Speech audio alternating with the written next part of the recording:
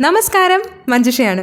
നമ്മുടെ ജീവിതം ഒരു പോയിന്റിലെത്തി ഇങ്ങനെ സ്റ്റക്കായി പോകാനുള്ള പ്രധാന കാരണം നമ്മുടെ ചിന്തകളാണെന്ന് ഇപ്പം നിങ്ങൾക്കും തോന്നുന്നുണ്ടോ?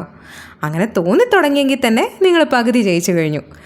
മനസ്സിനെ ജയിക്കുക എന്നത് ഒട്ടും എളുപ്പമുള്ളൊരു പരിപാടിയേ അല്ല. ഏറ്റവും വലിയ യുദ്ധം നടക്കുന്നത് നമ്മളും നമ്മുടെ മനസ്സും തമ്മിലാണ്. ഈ പിടിവലിയിൽ നമ്മളാണ് ജയിക്കുന്നതെങ്കിൽ മനസ്സ് പിന്നെ നമ്മുടെ ശത്രുവല്ല, ഏറ്റവും നല്ല സുഹൃത്തായി മാറുന്നു. ഇത് എൻ്റെ കണ്ടുപിടുത്തമൊന്നുമല്ല കേട്ടോ. മനസ്സിനെ ജയിച്ചവന് മനസ്സ് തന്നെയാണ് യഥാർത്ഥ സുഹൃത്ത്. എന്നാൽ മനസ്സിൻ്റെ മുന്നിൽ തോറ്റുപോയവനോ ഏറ്റവും വലിയ ശത്രുവും മനസ്സ് തന്നെയാകുന്നു എന്നാണ് ഭഗവത്ഗീതയിൽ പറഞ്ഞിരിക്കുന്നത്. ഇത് തന്നെയാണ് എല്ലാ മതഗ്രന്ഥങ്ങളും മഹത്വചനങ്ങളും നമ്മളെ പഠിപ്പിക്കുന്നതും. ഓരോ ദിവസവും ഓരോ കുഞ്ഞു കുഞ്ഞു ശീലങ്ങൾ ജീവിതത്തിൻ്റെ ഭാഗമാക്കുന്നത് വഴി നമ്മൾ ആ മങ്കി മൈൻഡിനെ നിരന്തരം തോൽപ്പിച്ചുകൊണ്ടിരിക്കുകയാണ്. പക്ഷേ നമ്മൾ ഈ മങ്കി മൈൻഡ് എന്ന് വിളിക്കുന്ന കോൺഷ്യസ് മൈൻഡ് ഉണ്ടല്ലോ, അങ്ങനെ എളുപ്പം തോറ്റു തരുമെന്നൊന്നും വിചാരിക്കേണ്ട. Procrastination, negative suggestions, over thinking, അങ്ങനെ പല പല വജ്രായുധങ്ങളും ഉണ്ട് നമ്മുടെ മനസ്സിന്.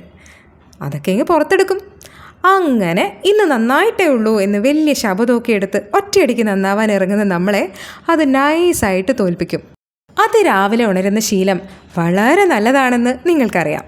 റോബിൻ ശർമ്മയുടെ 5 AM ക്ലബ് എന്ന പുസ്തകം നിങ്ങൾ വായിച്ചിട്ടുണ്ടാവും, അല്ലെങ്കിൽ അതിനെക്കുറിച്ച് കേട്ടിട്ടെങ്കിലും ഉണ്ടാവും. ജീവിത വിജയത്തിന് വേണ്ടി നിങ്ങൾക്ക് മാറ്റിവെക്കാൻ പറ്റുന്ന ഏറ്റവും നല്ല സമയമാണ് 5 മണി മുതലുള്ള ആ ഗോൾഡൻ അവേഴ്സ് എന്നൊക്കെ പല മഹാന്മാരും പറയുന്നത് നിങ്ങൾ കേട്ടിട്ടുണ്ടാവും. പക്ഷേ എന്ത് കാര്യം, പ്രപഞ്ചത്തിലെ ഏറ്റവും വലിയ പോരാളിയായ നമ്മുടെ അമ്മ പറഞ്ഞിട്ട് നമ്മൾ കേട്ടിട്ടില്ല. പിന്നെയല്ലേ റോബിൻ ശർമ്മ എന്നും പറഞ്ഞ് നമ്മൾ ഉറങ്ങും. എന്നിട്ട് നമ്മൾ ഇതുവരെ തല്ലിപ്പൊളിയാണെന്നൊക്കെ എഴുതി തള്ളിയ പലരും ജീവിതത്തിൽ ഉയർന്നു വരുന്നത് കാണുമ്പോൾ അവരെ നോക്കി അസൂയപ്പെടും. എന്നിട്ട് സ്വയം പറയും, എൻ്റെ ജീവിതം മാത്രം എന്താ ഇങ്ങനെ എന്ന്. നിങ്ങളുടെ ജീവിതം എങ്ങനെയാണെങ്കിലും അതിൻ്റെ പൂർണ്ണ ഉത്തരവാദി നിങ്ങളുടെ മനസ്സ് തന്നെയാണ്. അതിനെ തോൽപ്പിക്കാതെ നിങ്ങൾക്ക് ഈ ലൂപ്പിൽ നിന്ന് പുറത്തു കിടക്കാൻ പറ്റില്ല. ഞാനൊരു ടാസ്ക് തരട്ടെ. നാളെ രാവിലെ മുതൽ 5 മണിക്ക് എഴുന്നേൽക്കണം എന്നൊന്നുമല്ല, ഒരു ചെറിയ പരീക്ഷണമാണ്. നിങ്ങളുടെ ഉപബോധ മനസ്സ് നിങ്ങളിൽ എങ്ങനെ പ്രവർത്തിക്കുന്നു എന്നൊന്ന് സ്വയം ബോധ്യപ്പെടുത്താൻ മാത്രം.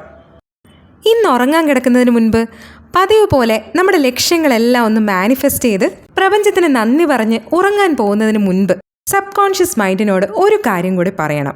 നാളെ എനിക്ക് 5 മണിക്ക് എഴുന്നേൽക്കണം എന്ന്. അലാം സെറ്റ് ചെയ്യേണ്ട, നമ്മുടെ പോരാളിയോട് വിളിച്ചെണീപ്പിക്കാനും പറയണ്ട, ഒന്നും വേണ്ട, സുഖമായിട്ട് ഉറങ്ങിക്കോ. എത്ര ഗാഠനിദ്രയിലാണെങ്കിലും 5 മണിയോടടുത്ത സമയത്ത് നിങ്ങൾ എന്തായാലും ഉറക്കത്തിൽ നിന്ന് ഉണർന്നിരിക്കും. നിങ്ങളുടെ ഉപബോധ മനസ്സ് നിങ്ങളെ ഉറപ്പായും വിളിച്ചുണർത്തിയിരിക്കും. കാര്യങ്ങൾ തൻ്റെ പിടിവിട്ട് പോവുകയാണല്ലോ എന്ന പേടിയോടെ അപ്പം തന്നെ നമ്മുടെ കോൺഷ്യസ് മൈൻഡ് അവിടെ ഇടപെടും. ഓ, 5 മണിയായുള്ളോ, എന്തിനാ ഇപ്പോഴേ എഴുന്നേറ്റിട്ട്, കുറച്ചു നേരം കൂടെ കിടന്നോ എന്നും പറഞ്ഞ് നിങ്ങളെ പുതപ്പിച്ച് കിടത്തും. പറ്റില്ല, എനിക്ക് എണീക്കണം, നന്നാവണം എന്നൊക്കെ നിങ്ങൾ വാശി പിടിച്ചാൽ വേറെ അടവെടുക്കും. നമുക്ക് ഇന്ന് തന്നെ നന്നാവണോ, നാളെ മുതൽ നന്നായാൽ പോരെ എന്ന് ചോദിക്കും. അവിടെയും നിങ്ങൾ വീണില്ലെങ്കിൽ അവസാനത്തെ അടവെടുക്കും. എന്തായാലും ഒരു 5 മിനിറ്റ് കൂടെ കിടന്നോ, എന്നിട്ട് നന്നായിക്കോ എന്ന് പറയും. അതിൽ നിങ്ങൾ വീഴും. പിന്നെ കണ്ണ് തുറക്കുന്നത് ഒരു 2-3 മണിക്കൂറൊക്കെ കഴിഞ്ഞിട്ടായിരിക്കും. അങ്ങനെ കണ്ണും വീഴ്ചെഴുന്നേൽക്കുമ്പോൾ നിങ്ങളിൽ കുറ്റബോധമുണ്ടാക്കാനുള്ള 1000 ചിന്തകളുമായി നിങ്ങളുടെ സൈക്കോ മൈൻഡ് റെഡി ആയിട്ടുണ്ടാവും. എത്ര നേരം ഉറങ്ങിയിട്ടും ക്ഷീണം മാറാതെ ചിന്തകളുടെ ഭാരം നിറഞ്ഞ മനസ്സുമായി ഒരു പ്രഭാതം അങ്ങനെ നമ്മുടെ കയ്യിൽ നിന്ന് പോവും. നമ്മളിങ്ങനെ മനസ്സുമായി പിടിവലി നടത്തി തോറ്റു തൊപ്പിയിട്ട് പോകുമ്പോൾ ശരിക്കും നമുക്ക് നഷ്ടപ്പെടുന്നത് എന്താണെന്നറിയോ? ഒരു ദിവസത്തിലെ ഏറ്റവും പ്രധാനപ്പെട്ട, ഏറ്റവും പവർഫുള്ളായ സമയം. Golden hours, victory hours, silent hours എന്നൊക്കെ വിളിക്കപ്പെടുന്ന ഈ മണിക്കൂറുകൾ നമ്മൾ എങ്ങനെ കൈകാര്യം ചെയ്യുന്നു എന്നതിലാണ് നമ്മുടെ വിജയം ഇരിക്കുന്നത്. അതുകൊണ്ട് നാളെ മുതൽ 5 മണിക്ക് എഴുന്നേറ്റ് ഓടണം, ചാടണം, പഠിക്കണം, മെഡിറ്റേറ്റ് ചെയ്യണം എന്നൊന്നും ഞാൻ പറയുന്നില്ല. പറഞ്ഞാലും കാര്യമൊന്നുമില്ല. പിന്നെ എങ്ങനെ നേരത്തെ ഉണരുന്ന ഒരു ശീലത്തിലേക്ക് എത്താം എന്ന് ചോദിച്ചാൽ പേഷ്യൻസ്, കൺസിസ്റ്റൻസി, ഇത് രണ്ടും വേണം. Rome was not built in a day എന്ന് കേട്ടിട്ടില്ലേ? പെട്ടെന്നൊരു ദിവസം കൊണ്ട് നമ്മൾ ഇതുവരെ പിന്തുടർന്നു വന്ന ശീലങ്ങളെ നമുക്ക് മാറ്റിയെടുക്കാൻ പറ്റില്ല. ഇതുപോലെ ആരെങ്കിലുമൊക്കെ പറയുന്നത് കേട്ട് 1-2 ദിവസമൊക്കെ നിങ്ങൾ ബുദ്ധിമുട്ടി എഴുന്നേൽക്കും. പിന്നെ വീണ്ടും കാര്യങ്ങൾ പഴയപടിയാവും. ഇതിങ്ങനെ നിർത്താതെ റിപ്പീറ്റ് ചെയ്യുന്നത് നമുക്ക് ബ്രേക്ക് ചെയ്യണം. ഈ ലൂപ്പിൽ പെട്ട് നട്ടം തിരിയാനുള്ളതല്ല നമ്മുടെ ജീവിതം. എന്തായാലും നമ്മൾ മനസ്സിനോട് യുദ്ധം പ്രഖ്യാപിച്ചു കഴിഞ്ഞു. ഇനി എന്താണ് ജയിക്കാനുള്ള നമ്മുടെ സ്ട്രാറ്റജി എന്ന് നമുക്ക് നോക്കാം. സിമ്പിളാണ്. ഉപബോധ മനസ്സ് 5 മണിക്ക് വിളിച്ചുണർത്തിയ നമ്മളെ ഉറക്കത്തിലേക്ക് പറഞ്ഞുവിടാൻ നമ്മുടെ മങ്കി മൈൻഡ് എന്ത് തന്ത്രമാണോ പയറ്റിയത്, അതേ തന്ത്രം നമ്മളും പയറ്റും. അത്ര തന്നെ. ഒരു 5 മിനിറ്റ് എന്ന തന്ത്രം കേൾക്കുമ്പോൾ നിസ്സാരമായിട്ട് തോന്നും. പക്ഷേ ഇതൊട്ടും നിസ്സാരമല്ല. രാവിലെ എന്നും ഉണരുന്നതിന് ഒരു 5 മിനിറ്റ് മുമ്പ് ഉണരാൻ പാകത്തിന് അലാം സെറ്റ് ചെയ്ത് വയ്ക്കുക.